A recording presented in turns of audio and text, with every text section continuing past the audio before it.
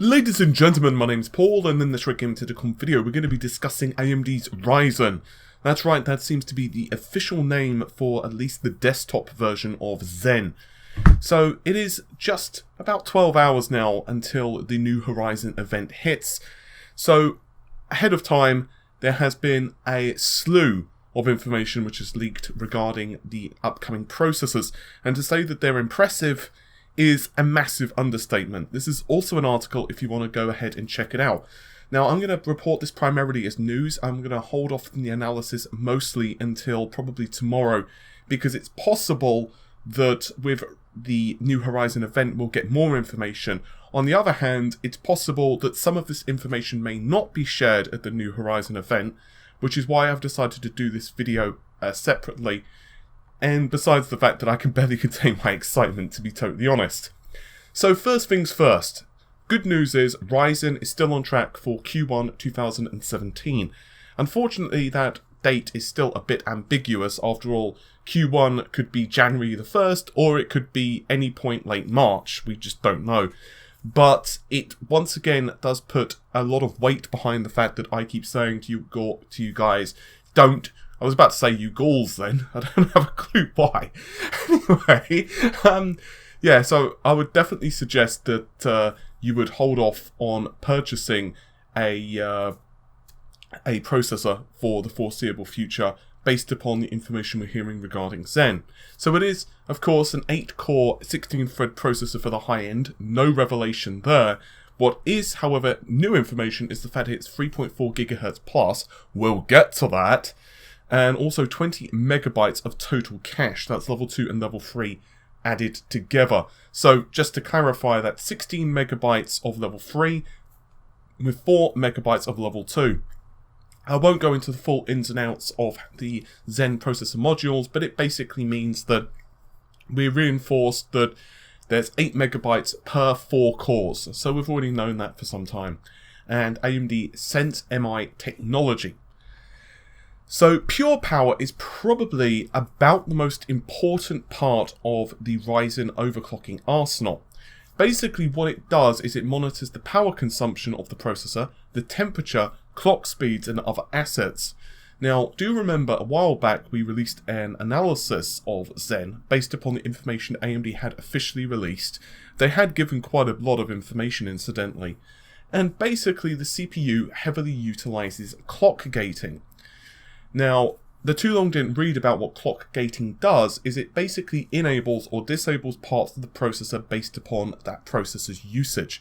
For example, let's say, very simple example, that Core 2 is doing absolutely no floating point work at all because all of the math coming through it is integer related. So, do you A, keep the floating point unit powered on, or B, do you disable it? The answer is pretty obvious, you disable it, and that's basically what clock gating does.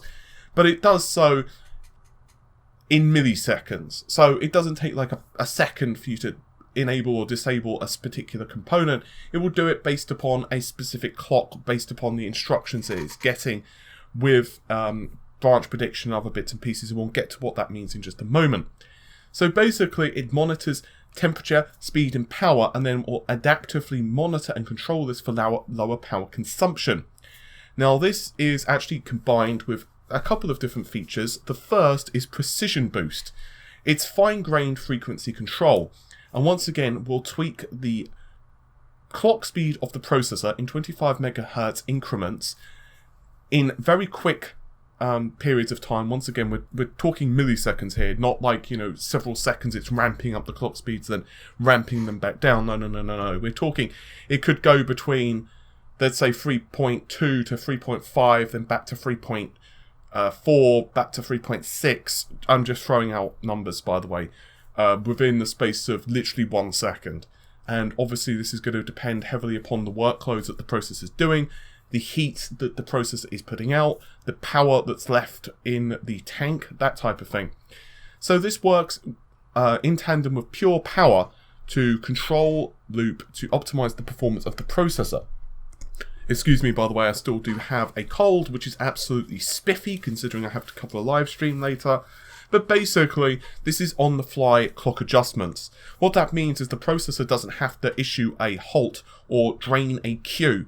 Now, I don't want to get super into what that is because I'm going to take up a lot of video time, but basically this means that it doesn't have to say to the application, or the processor doesn't have to say, wait, I need to stop processing what I'm doing, and then, you know, put everything on a back burner just for a second. I need to increase my clock speed. Okay, now I'm good to go, and then get back on with it, because that can lead to some jarring scenarios where, for example, let's say that you have a game you're playing, and, you know, you might start getting frame rate hitches because obviously at different points in different parts of the game, the heat of the processor will go up and down, and therefore you're going to get variable performance, which is obviously not ideal, especially if you start issuing a lot of halts or queue drains, which basically means that caching data is going to be a pain in the ass. So let's say, for the sake of argument, that you have a basic CPU cooler, and then you have a new cooler on order. Let's say it's a high-end water loop. Basically, XFR will scale automatically. What this, from what I can gather, means is that you don't have to do any manual overclocking. So, in short, you can basically just put in a water loop and Bob's your uncle. You're going to essentially get the full benefit of this processor. Now, there are some questions I have with this, because some early reports were telling us that, yeah, you can actually still overclock the processor, but it's not via BIOS. Instead, it's via a GUI, which is within your operating system. And this does make some level of sense. From what I can understand, and obviously at the end of the day, I don't have all the facts and details at the moment, but basically Zen is always a SOC. So there are multiple reasons behind this, but from what one of the rumors was, is it actually has the BIOS built onto the chip. Now, I don't know if that's the case, because that was a leak, and obviously at the end of the day, these slides do not confirm that, but it would make an awful lot of sense. The second thing, and this is primarily aimed at the server market, it actually has an additional coprocessor and that's an ARM-based processor, not an additional x86 one, just so we're clear. And that one is actually for, let's say, handling virtual machines and doing basically security-related tasks. But I'm going to assume that may not be present on the regular desktop version of Zen, but obviously at the end of the day, I don't know that for certain. What we do know, however, is that if you are someone who has always been a bit concerned with overclocking, for example, you're just not someone who wants to go in and mess around with, I don't know, frequencies, you don't want to mess around with voltages, all you want to do is just put the damn thing together, well, by golly, this is for you, because it basically means that all you have to do is get an AIO, which is an all-in-one, so basically a water cooler, which is a pretty decent one. You can get one from Corsair or dozens of other different companies. And basically, as long as it's pretty decent, I'm sure you can do a review, read a review on it, you're going to be pretty good to go. It basically will handle all of the overclocking for you. Now, this does lead to some concerns, on how tweakable this is for a enthusiast, but I have a feeling, and obviously we'll have to wait for confirmation here, that it should still be pretty tweakable. Now, perhaps the pièce de résistance of all of this is the smart prefetch.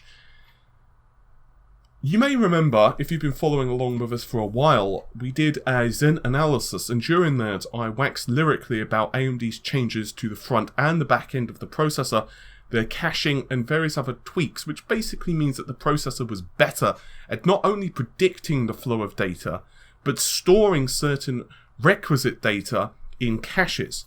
So AMD, of course, increased the size of their caches, they increased the speed of them, as well as, and this not only includes the caches such as level 2, level 3, but also data caches and other bits and bobs. So basically what that means is that data can be held in the program and not need to keep being farmed to DDR4 memory, which is fantastic, because once again, that reduces latency.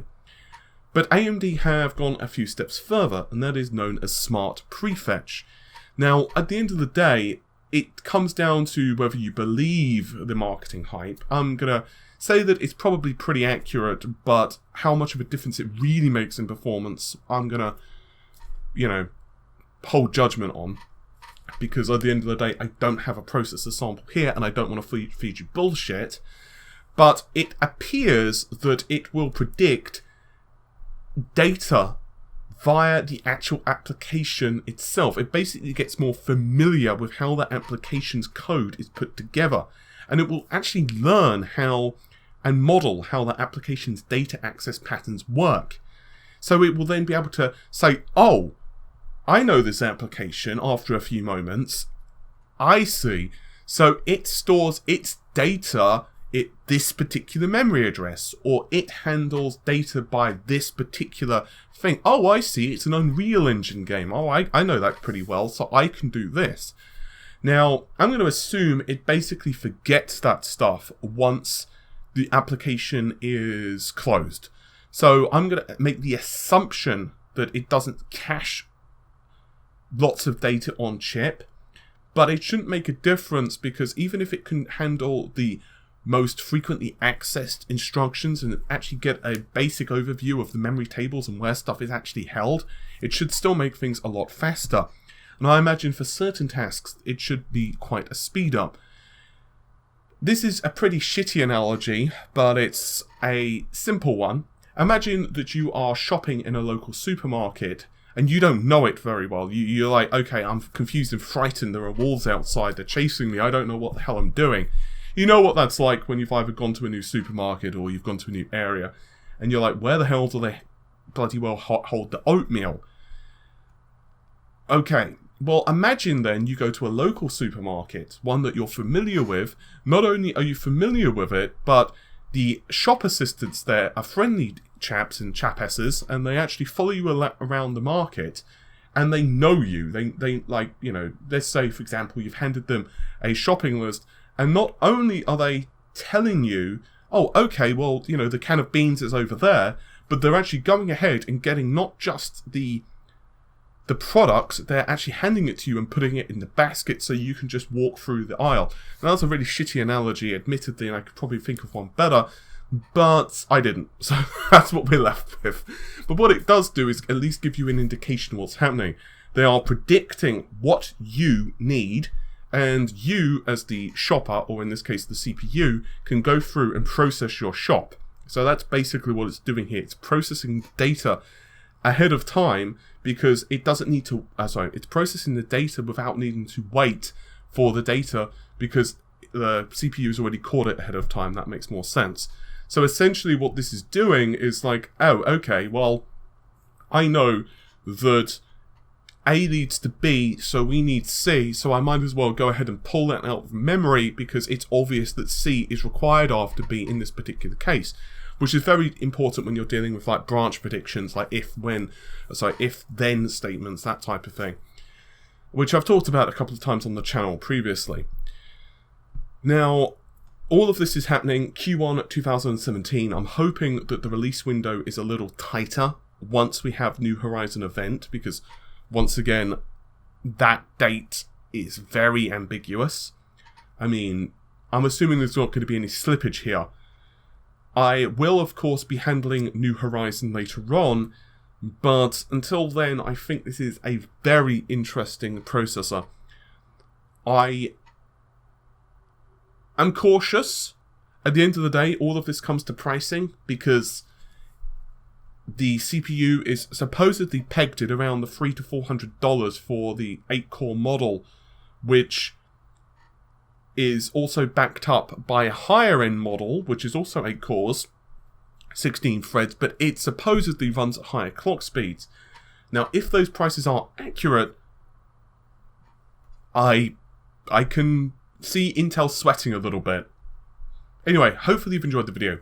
Normal stuff, like, share, subscribe, comment. What are you bloody well hoping for Zen, or Ryzen, I suppose, actually. With all of that said, I'm going to get going. Take care of yourselves. Bye for now.